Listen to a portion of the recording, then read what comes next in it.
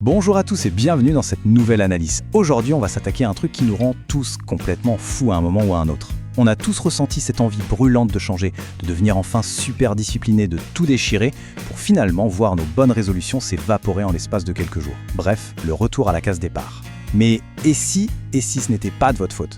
Et si ça n'avait absolument rien à voir avec un manque de volonté? Ce que nos sources révèlent aujourd'hui, c'est qu'il y a une raison psychologique cachée à tout ça. Un mécanisme invisible où notre propre cerveau agit comme le pire ennemi de notre réussite. C'est une sorte de prison biologique. Et franchement, l'explication est fascinante. Alors on s'y plonge tout de suite. On commence donc avec la première partie, l'illusion de la discipline. On le sait, c'est une douleur universelle. On essaye de se forger de nouvelles habitudes, on y met tout notre cœur, et paf, on redevient exactement la personne qu'on essayait de fuir. Pourquoi nos habitudes échouent-elles systématiquement ? Au début, l'enthousiasme est dingue. On télécharge 3 applications de productivité, on rédige des listes d'objectifs ultra détaillées, on enchaîne les vidéos de motivation. Pendant quelques heures, on se sent littéralement invincible. Et puis, plus rien. La magie s'évapore, la concentration meurt à petit feu et tout s'effondre. C'est le fameux combat entre la motivation de minuit et la réalité du matin. Le contraste est juste saisissant. D'un côté, il est 2h du matin, on fixe le plafond et on se fait des promesses grandioses pour le lendemain. Et de l'autre, le réveil sonne. Et là, c'est le vide intersidéral, pas l'ombre d'une action. Cette dissonance cognitive, cet écart entre ce qu'on veut faire et ce qu'on fait réellement, c'est extrêmement douloureux. Et le vrai drame là-dedans, c'est qu'on finit par se blâmer. On s'est dit qu'on est le problème, qu'on est fondamentalement paresseux ou défectueux. Ce qui nous amène à la section 2, une machine de survie, programmée pour le confort. Car voici le cœur du problème. Ça n'a rien à voir avec notre intelligence. C'est simplement une question de câblage. En fait, la directive première de notre cerveau est claire, nette et sans bavure. Il est programmé exclusivement pour la survie et pour maintenir notre confort familier. Le succès, l'épanouissement personnel, il s'en fiche royalement. Il travaille activement 24 heures sur 24 pour maintenir le statu quo. Même si nos habitudes actuelles nous rendent profondément malheureux, le cerveau les préfère parce qu'il les connaît. C'est un calcul d'évaluation des risques assez brutal de sa part. Si on met sur la balance une douleur connue, même s'il s'agit d'une vie toxique ou d'une routine destructrice, face à une transformation inconnue, le cerveau choisira systématiquement la douleur familière. Pour lui, l'inconnu, le changement, c'est perçu comme une menace mortelle pour notre survie, ni plus ni moins.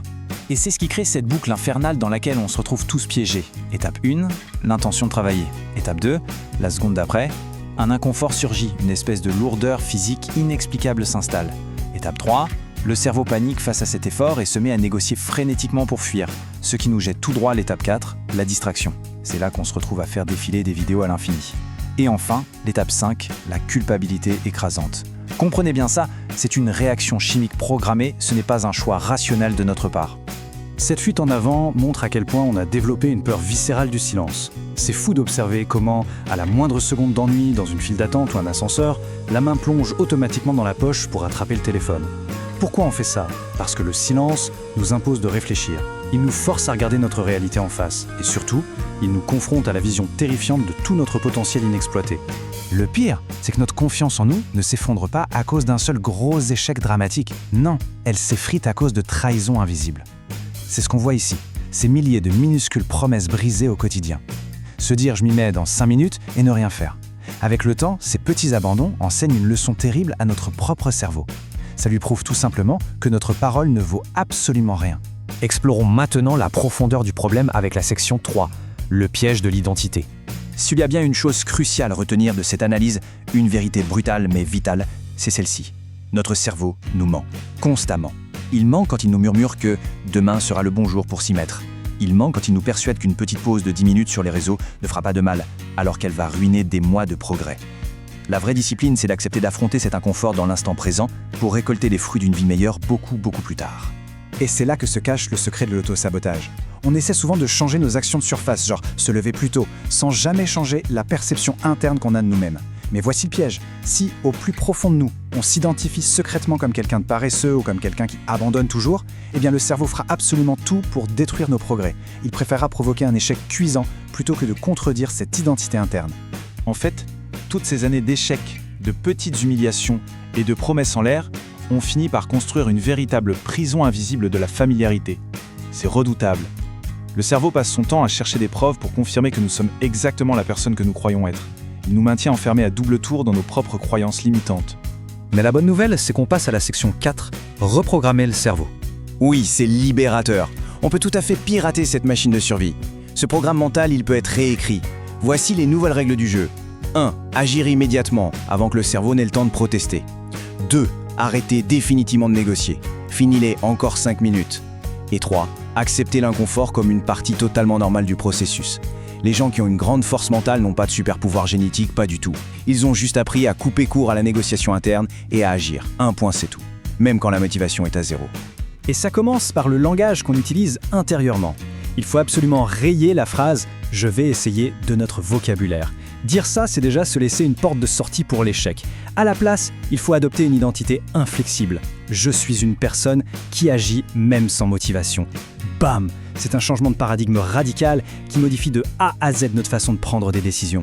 C'est mathématique. La construction d'une nouvelle identité, c'est 90% d'actions répétées et à peine 10% d'émotions temporaires. On s'en fiche de la motivation. L'envie, la flemme, l'humeur du jour, ça va, ça vient. Ce qui compte, c'est de s'imposer de continuer pendant juste 5 minutes de plus, quand le cerveau hurle de tout arrêter. C'est exactement à cet instant précis, pendant ce petit effort supplémentaire, qu'on est en train de détruire l'ancienne version de nous-mêmes. Et nous y voilà, le combat final. D'un côté, on a cette programmation biologique ancestrale qui tire de toutes ses forces vers le bas pour conserver cet ancien soi bien au chaud, figé dans le confort. Et de l'autre côté, on a notre capacité inouïe à nous forger un soi évolué. On n'a jamais été conçu pour rester les mêmes du premier au dernier jour de notre vie. L'être humain est fait pour évoluer constamment, jusqu'à devenir quelqu'un que notre passé ne reconnaîtrait même plus.